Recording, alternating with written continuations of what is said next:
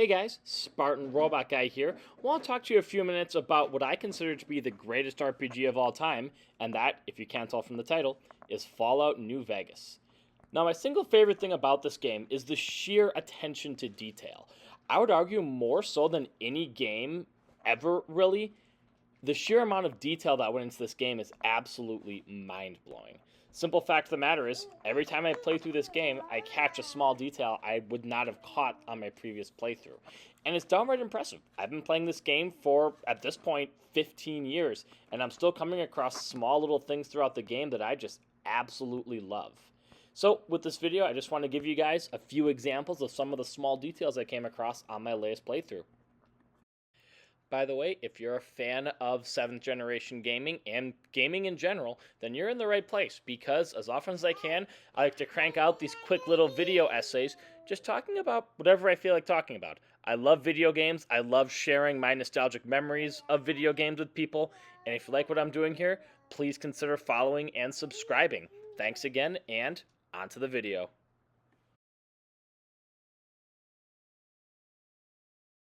So, heading over to the radio and monorail station, I see these two Securitrons, and they are firing like mad at this graffiti on the wall. Um, is this supposed to be their version of a cleanup crew? I really don't understand this behavior. Can somebody explain, please? And speaking of this radio broadcast station, if you look, all of the Securitrons in and directly around it did not receive the upgrade. You can see one here, closer to the Lucky 38, that has. So what's the difference? What happened there?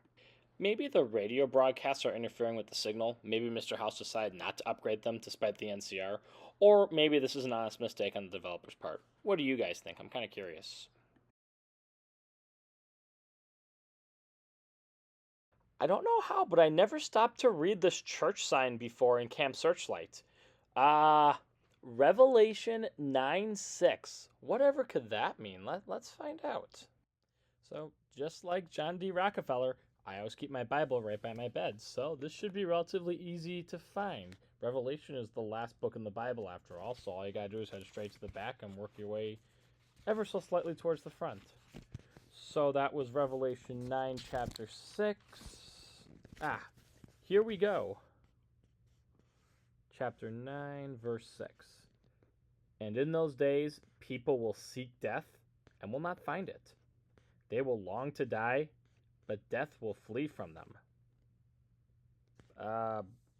Wow. That is, if that's not a perfect and extremely foreboding representation of the ghouls at Camp Searchlight, I don't know what is. Wow, talk about a brilliantly effective little bit of environmental storytelling there. Really like to know what that preacher from 200 years ago was thinking when he put that up on that billboard. Dang. And speaking of Camp Searchlight, this is the first time I ever stumbled across this in a playthrough. The actual orders given to the legionaries that, for all intents and purposes, sabotage the camp. It's genuinely fascinating to read these orders. They feel so cold and so detached. Coming directly from Vulpes, too. What a great detail.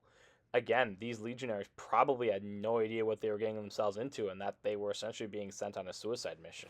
So, in a way, every bit as tragic as what happened to all the NCR troopers here as well.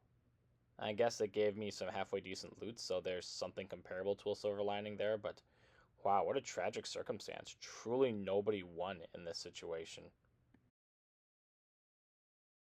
And on that lovely note, that's the end of the video. Thank you for watching. I hope everybody appreciated this. I might just make longer videos taking a deeper dive into some of these details because I find them so fascinating, and it's really fun just to speculate as to how some of these things came to be. Again, it's such a quirky game with so many interesting little details like that. You can spend hours just contemplating what could have happened to make these things play out the way they did. But I digress. I hope everybody enjoyed the video. If you did, think about liking and subscribing. And I hope everybody has a blessed week. Thanks for watching.